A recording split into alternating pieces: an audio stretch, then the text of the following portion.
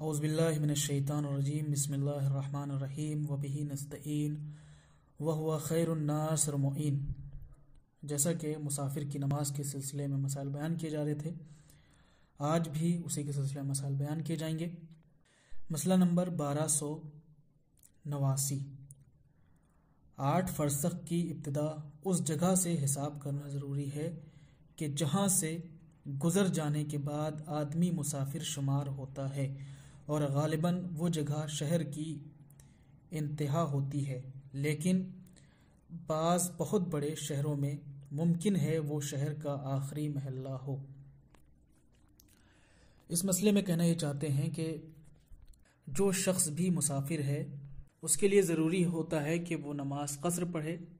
لیکن اب سوال یہ ہوتا ہے کہ کہاں سے نماز قصر پڑھنا شروع کرے گا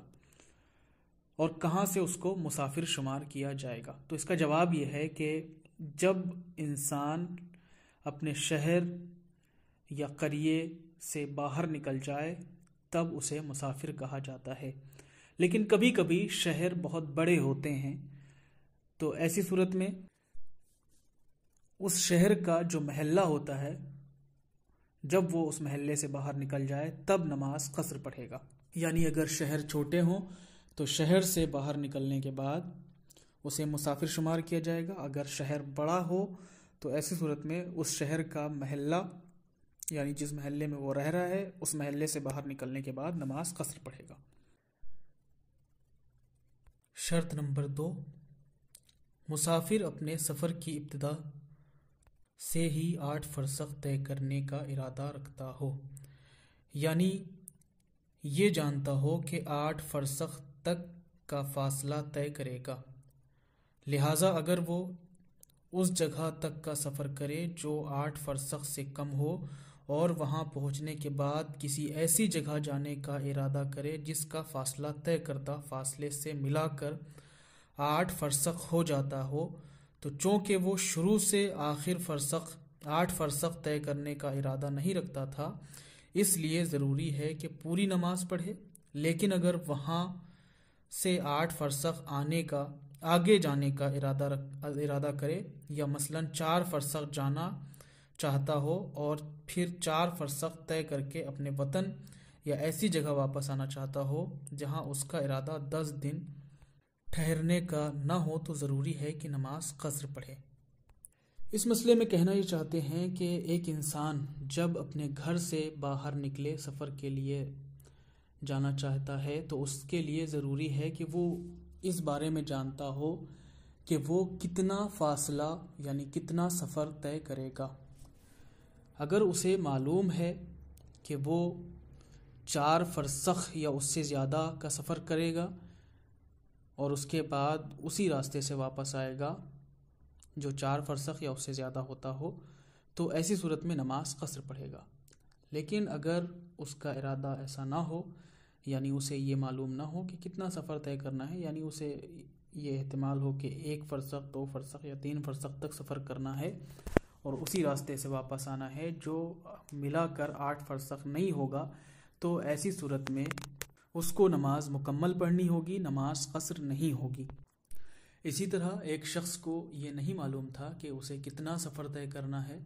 اور وہ ایک جگہ پہنچ گیا اور اس کے بعد پھر وہاں سے وہ سفر کرنا چاہتا ہے۔ اب وہاں سے جو سفر کرے گا وہ 4 فرسخ سے زیادہ ہے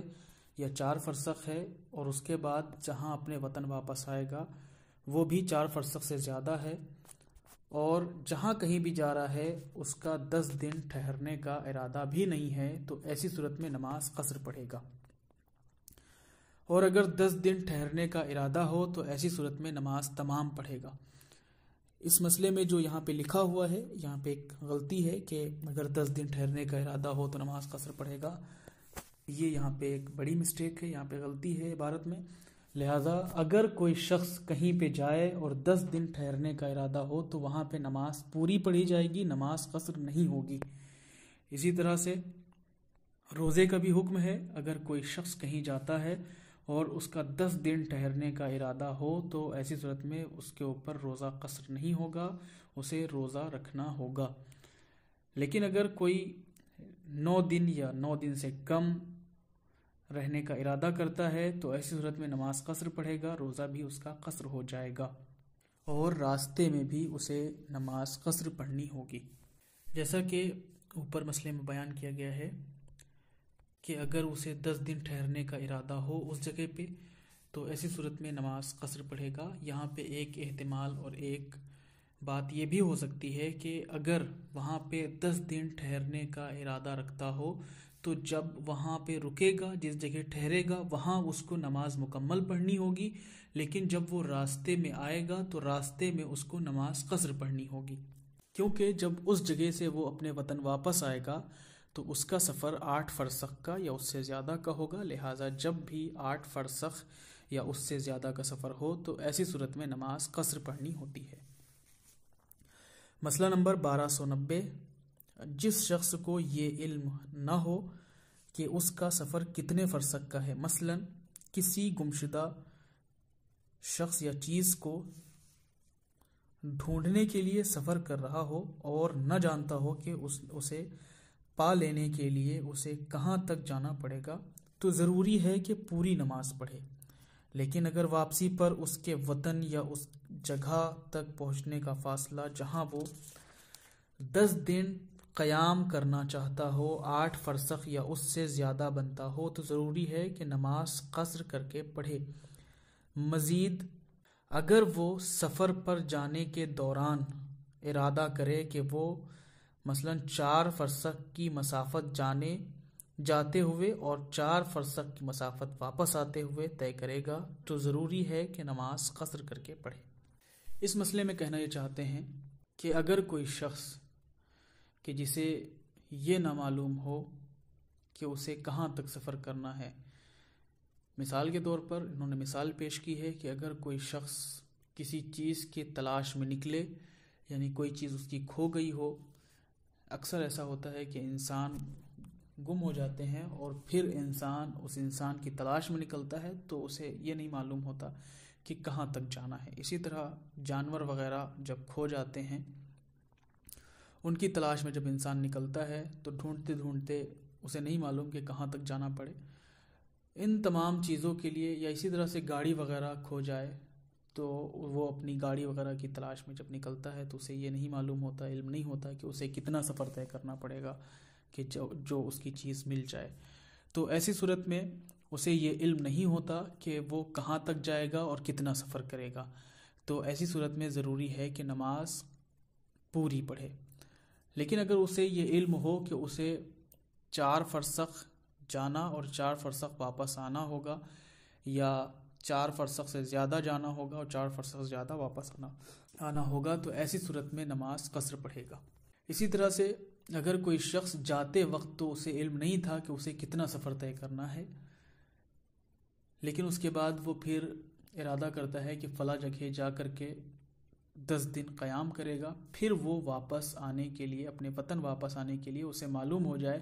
کہ یہ ہمارا راستہ 8 فرسخ یا اس سے زیادہ ہے، تو ایسی صورت میں راستے میں نماز قصر پڑھے گا، اور جس جگہ 10 دن ٹھہرنے کا ارادہ رکھتا ہو اس جگہ نماز پوری پڑھے گا۔ یعنی یہ 8 فرسخ جو اس کا بن رہا ہے، 4 فرسخ جانے کا اور 4 فرسخ واپس آنے کا، اگر 8 فرسخ مکمل ہو جاتا ہے جانے اور آنے کو ملا کر کے، تو ایسی صورت میں نماز قصر پڑھے گا، کیونکہ اگر انسان 8 فرسخ یا اس سے زیادہ کا سفر کرے تو اس کے لیے ضروری ہوتا ہے کہ نماز قصر پڑھی جائے۔ انشاءاللہ بقیہ مسائل اگلے درس میں بیان کیے جائیں گے۔ خداوند عالم سے یہی دعا ہے کہ خداوند عالم ہم سب کو زیادہ سے زیادہ علم دین حاصل کرنے کی توفیق عطا فرمائے اور اس پہ عمل پیرا ہونے کی توفیق عطا فرمائے۔ وآخر دعوانا ان الحمدللہ رب العالمین۔ اللہم صلی علی محمد و آل محمد۔